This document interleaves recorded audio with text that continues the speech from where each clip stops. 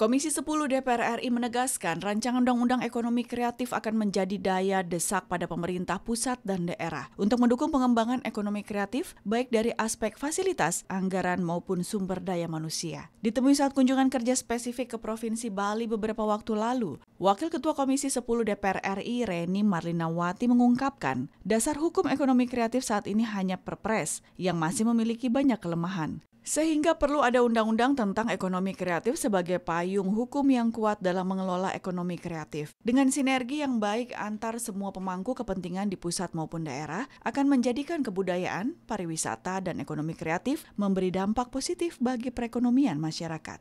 Apabila ada pemerintah yang melaksanakan prosesi pembangunan ekonomi kreatifnya keluar dari undang-undang, itu bisa dilarang gitu kan, itu kan bisa bertentangan gitu. Artinya apa?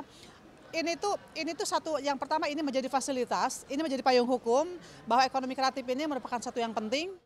Anggota Komisi 10 DPR RI Putu Supatma mengatakan, dengan komitmen bersama dari semua pihak, maka potensi pariwisata dan ekonomi kreatif bisa semakin memberikan kontribusi yang baik bagi perekonomian masyarakat. Seperti pengelolaan pariwisata di Bali, dilakukan secara bersinergi dengan alam dan lingkungan yang dikenal dengan istilah Trihita Karana. Dari potensi pariwisata, dari potensi ekonomi kreatif, karena memang itu yang tentu akan terus memberikan kontribusi yang maksimal.